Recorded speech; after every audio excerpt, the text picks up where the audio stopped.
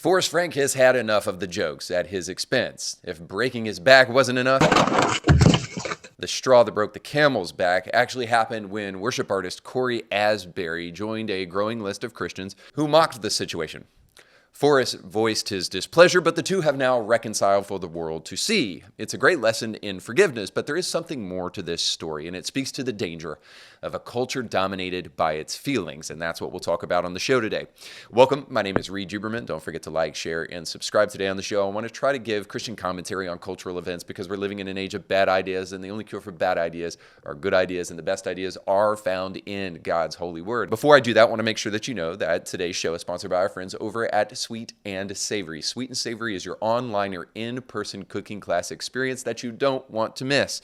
If you want to learn to make great food for your family or you just want a fun outing, Sweet and Savory can help you with all of that. Go to sweetandsavoryclassroom.com and then scroll through a list of all the different options they have. By supporting them, you'll support the show and you can support them. And they're a great business that has great values that are well worth your time and money. So go to sweetandsavoryclassroom.com and use the promo code IndieThinker when you check out. So last week, worship artist Corey Asbury became yet another person to make fun of or to poke fun of a Forrest Frank scenario. So Forrest Frank is, of course, one of the biggest names in Christian music and maybe ever. He recently broke his back in a skateboarding accident and then turned the incident into a huge hit song, which I kind of like, by the way. David Crowder also injured his leg around the same time, and he and Forrest collabed on yet another hit song about injuries. Then Forrest reached out to a basically unknown group of guys and made yet another hit song about turning lemons into lemonade. And then from there, you can probably guess the internet did its thing. Other people started to chime in and look at the inherently funny situation around making songs based upon injuries, and they started to create social media reels kind of poking fun at that scenario. So this morning I broke my collarbone. It hurts pretty bad, but I did write a CCM single about it. Let me know what you think. I broke my collarbone, but you never left me alone.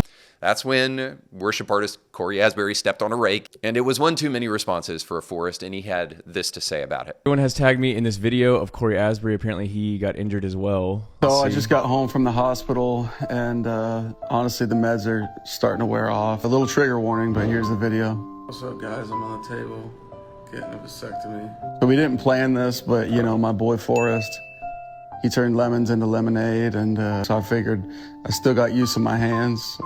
You know, I could still make music. So I'm sitting here and decided to cook this song up, and hope it encourages y'all. Snip, snip season, but we stay winning. Souls. Spread the gospel. All right. Man, this is super tough. I know y'all are gonna be like, Forrest, you're way too sensitive, but this is like the 10th or even the 20th post I have seen from another Christian artist making fun of probably the most traumatic moment of my life, my wife's life. And I know that God has brought a lot of blessing from it, and maybe that's why y'all think it's cool to like now make fun of it. For some reason, my algorithm sends it directly to me. I can totally understand the fact you guys are just having fun. You're probably not even really thinking that I'm gonna see it. I'll just say this. To everybody who's making these videos, I'm not telling you to stop, but this raises a really interesting conversation with social media because there's no seatbelt on a social media. I know there's a lot of kids that are watching this. You know, when you're in junior high and you're in high school, you're gonna get made fun of a lot. All that being said, Corey, I'm still gonna write you a song. So, give me a second. Wow, that came out kind of heavy. Corey, I know that you're a deep songwriter. I think it would be really cool if we kind of tackled this subject together, if you're down to play ball. So I'm thinking I'm going to call it Misunderstood. Here it is.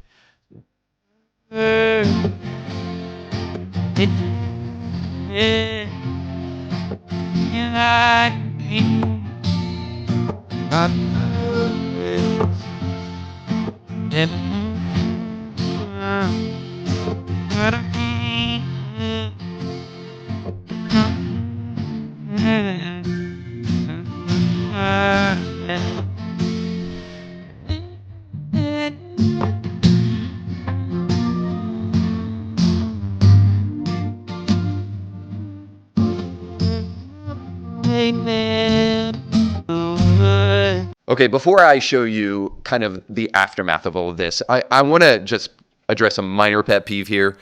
Jesus was not crucified because he was misunderstood. Jesus didn't go to the cross because he was just some loner and a rebel and people didn't purely like him.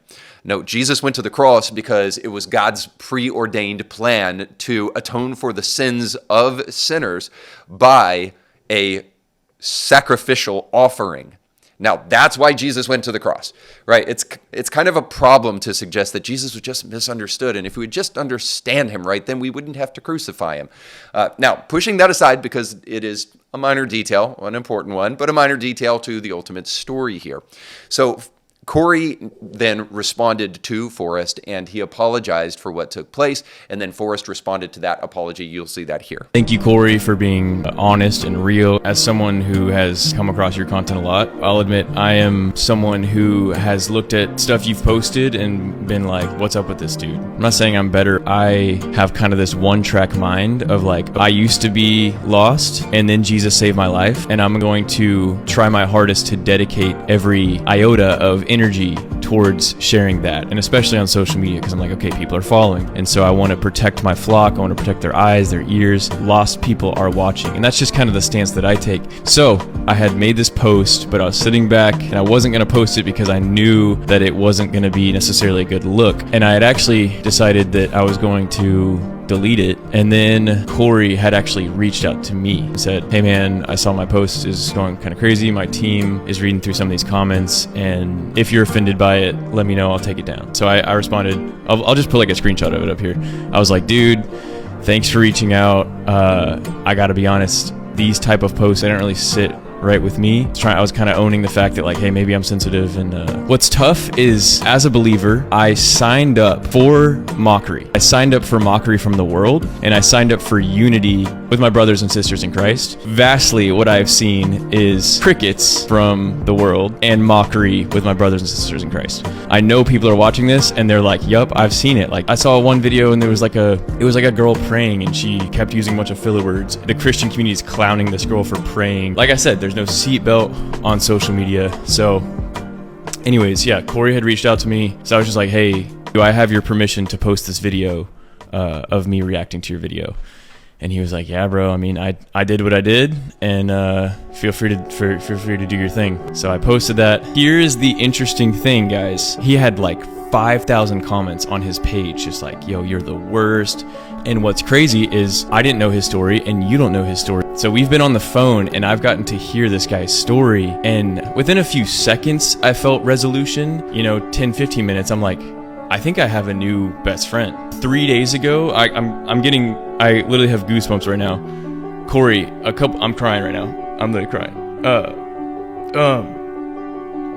Bro, a few days ago, I was like texting my friends like, yo, what's up with Corey? I don't know this dude. And then now I literally, like, I want you to come over to my house and have dinner with my family. I want us to hang out. Like, I see your heart and I see your story, and I love you, dog, straight up. I can't believe that God is doing this right now in real time. I explained this in a video, but I did this 30-day journal, and I felt like God was saying, hey, I want you to document everything in real time. That's what's happening, and now you're my brother, and only God can do that. Let's reach out to each other directly. Your worst enemy could be your best friend in one phone call. Now, as I address this, I just want to kind of defend myself a little bit, because there are a lot of people who believe that that it's holy ground to question anything that took place here. I'm glad for the reconciliation. I'm glad for the apologies. And I do think it's worth talking about beyond that. Now, I am not going to suggest, as many did on the internet, that this was all staged and it's a marketing ploy, because I don't think it was. I think it's absolutely sincere. And plus, I don't like when people question my motives, so I'm not going to do it to anybody else. If Forrest and Corey are just trying to turn out yet another hit song based upon this one scenario, and they're raking in tons of cash in the process, I remember an old saying from back in the day: don't hate the playa, hate the game. So I'm not even that mad if that's true, but I don't think it is. Although I would just say that I want to enter into a conversation about this that will critique it from a different perspective than many of the people who are glowing online about the fact that they think that this is exactly what the church needs to be about. This is a glowing example of what the kingdom is all about, that we need to be able to forgive each other like this. And if we did this, all of the world's problems would totally go away. Now, obviously, I don't think that's true based upon my tone here, but also I think there's something underneath that really does deserve discussion. And in fact, Ruslan talked about this issue, and he kind of alludes to what I want to talk about today. So here's him discussing this whole incident. Bro, I apologize for being one of those people. I heard your song, and I think it's really powerful, man. Pause it. He apologized. Yep. One time. Come on. For Corey. Yeah. For just being a mature dude, man. Yeah. All of this. No, Forrest is taking it too serious. Yeah. No, it's corny the way Forrest. Not if Corey agrees with Forrest. Hello. Then if Corey is like, I went too far. Yeah. My bad. And then you guys are still caping for the thing he's saying he went too far in. Yeah. What is... Now, just because Corey feels something, it must be right, or just because Forrest feels something, it must be right. No, forgive me. There's a very dangerous trend here, and this is why I think I should talk about this. If nothing else, Forrest is using this as an example to the world of what it looks like to reconcile, and I believe that in the same spirit, because I believe that this is truly authentic, I want to use this as an opportunity to not just talk about reconciliation, which is deeply important, but also talk about how we manage our emotions and how we manage our feelings. In fact, Ruslan will even go on to say this in an unrelated way and not realize that he's kind of contradicting his point from before. Yeah, you've lost the Hostile. plot. You've lost the plot because your honesty is not truth. Yeah. Your authenticity is not the truth. Sometimes you could be authentically wrong.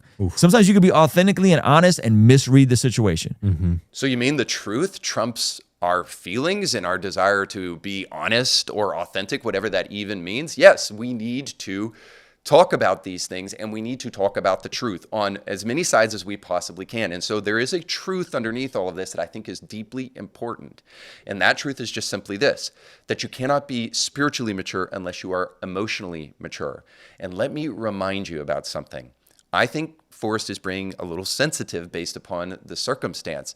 None of the people who were, quote unquote, mocking Forrest were actually mocking Forrest or mocking his injury. They were simply doing this. They were joking around about an inherently funny situation. Like, how far down the rabbit hole do you want to go in terms of making songs about your injuries? It's something that I think is perfectly in bounds within Christian frameworks to make fun of something like that. And Forrest seems to be, because of his pain, allowing that to change the way he views this situation. And all throughout the comment section, all throughout this controversy, I kept on thinking to myself, it's just a joke. And maybe it's not even a funny joke, but it's just a joke. And they're not mocking Forrest directly. They're just mocking the situation.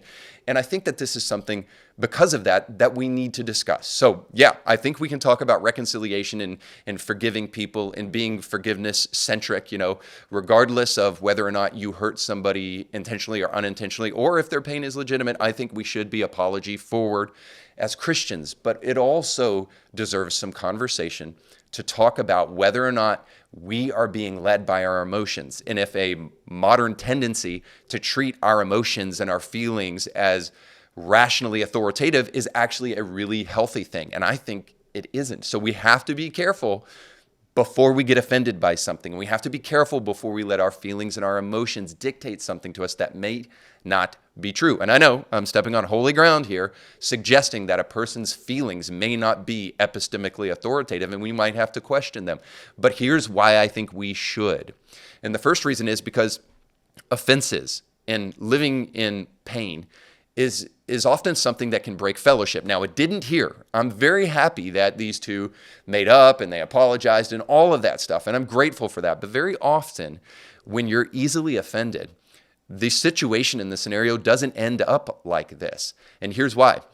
And Forrest kind of alludes to this in both of the Instagram posts that I showed you. And the first one, He said that he went through a lot of trauma and people didn't understand that trauma. Another Christian artist making fun of probably the most traumatic moment of my life. And then he shows again a text message where he's talking about how this made him feel. And I think it's important to show you this. In the text message that he shows, it says this: "Dude, I'm so glad you texted me. Means a lot. It definitely hurt my feelings, but I was going to use it as an opportunity to thicken my skin." Perfectly good response to all of this. So don't feel like you have to edit your life for my sake. I think the two things that made me the most sad were, one, picturing my wife's daily tears during that season, and not knowing if I would ever be able to hold my son the same way. Just feels like the artist community is trying to go viral, making fun of our pain before my family has healed from it, which is wild. See, the problem here is that nobody knows about Forrest's pain, but whenever people who are in pain or have experienced trauma allow their trauma to do the translating for them, then they typically come up with an understanding of a situation that isn't necessarily based upon the facts on the ground. In other words, it's bad to live in the present based upon the pain of the past, and it breaks fellowship. This is actually called emotional baggage. and it's something that is perfectly unfair in relationships. None of the people who were mocking the situation could have possibly known about Forrest's trauma. Now, you may say, well, that is all the more reason not to joke about any of this stuff. So that means we never joke about anything ever again. So the point is I think rather Forrest should be careful to not project his feelings upon another. And here's another reason that this is really super important, because we're living in an age of emotional blackmail and emotional terrorism. The woke culture that we live in will say anytime that they feel offended about anything that the world owes them an apology, and they'll walk around with a chip on their shoulder until they get that apology, rather than to realize that the truth is sometimes offensive and that we don't have to apologize for things that should necessarily impact your sensibility. In other words, facts don't care about your feelings. The gospel cuts and we should let it. Should we apologize every single time somebody gets offended or anytime anybody says that they have an offense? That's a way to go around emotionally manipulating people, and there should be cause for that. Now, the second thing is this, is that offenses cause you to really focus in on yourself. When you're walking in pain and walking through trauma, you kind of as a natural defense mechanism want to focus on those pains and those wounds and those issues. And so you inherently become very self-focused, or if you're not careful, very self-centered. And by the way, I'm going to step on another golden calf here and just tell you, this is why I have some misgivings about the modern day fixation with therapy. Whenever pastors go online and they talk about their authentic self and just being real with the world, I think to myself, yeah, but some things we don't need to know, first of all. And second of all, I have some misgivings about therapy, which can obsessively make you focus on yourself, which is something that Jesus actually kind of warns about, which seems to be what modern therapy is really all about healing your inner child and all about your background and your upbringing. And listen, if therapy helps you get over some of those things, great. But the ultimate goal of therapy is not to think less of yourself, but to think of yourself less. Now, the other thing is this: offenses distort your reason. When you're in pain, you don't often think rationally, you think emotionally. That's why we need to be careful about adopting offenses too quickly. And again, the left is perfectly happy with this scenario because they're constantly crying out for empathy. Because if they can convince you that whatever situation, whatever circumstance, whether it's Black Lives Matter or whether it's the LGBTQ mafia trying to impose their worldview down everyone's throat, whatever it is, if they can encourage you that you're just not being empathetic enough and that if you understood love was love, then you would see things this way, then ultimately they can use empathy as a weapon to try to force you into accepting and adopting a principle that is actually very poisonous for each and every one of us. That's why it's important for us not to be led by our feelings, but to be led by the truth. Now think about it this way. When you're on an airplane, they always tell you to put the air mask on yourself first before you even help your little child. Why is that? Well, because in the midst of that emotional moment, the plane's going down or whatever, in that emotional moment, you can make decisions that are not great, and you need to make sure that you're doing what matters most and the things that are that are right in that scenario, not the things that purely your emotions are telling you. That's because your emotions are big liars to you, and you should second guess them before you make other people come and apologize to you because of your emotions. And then I would say probably maybe one of the most important things here is that offenses aren't an option. And I say I would say, but Jesus says this, like, you are not allowed to go around being offended constantly. You're just supposed to be able to forgive people freely even before they ever give you an apology. In other words, forgiveness is obligatory. And this is the final thing. Offenses take time and they take emotional energy. Before you adopt an offense, really ask yourself, is there better things that you could be spending your time on? I mean, we're living in a culture that is not only consumed by how it feels, but also consumed by some pretty serious things. Like, I don't know, hundreds of thousands of babies being offed in the womb every single year. Just recently, there was a school issue in Minneapolis. Not sure if you heard about it, from a person who was clearly battling demonic strongholds. All of these things are going on all around us right now.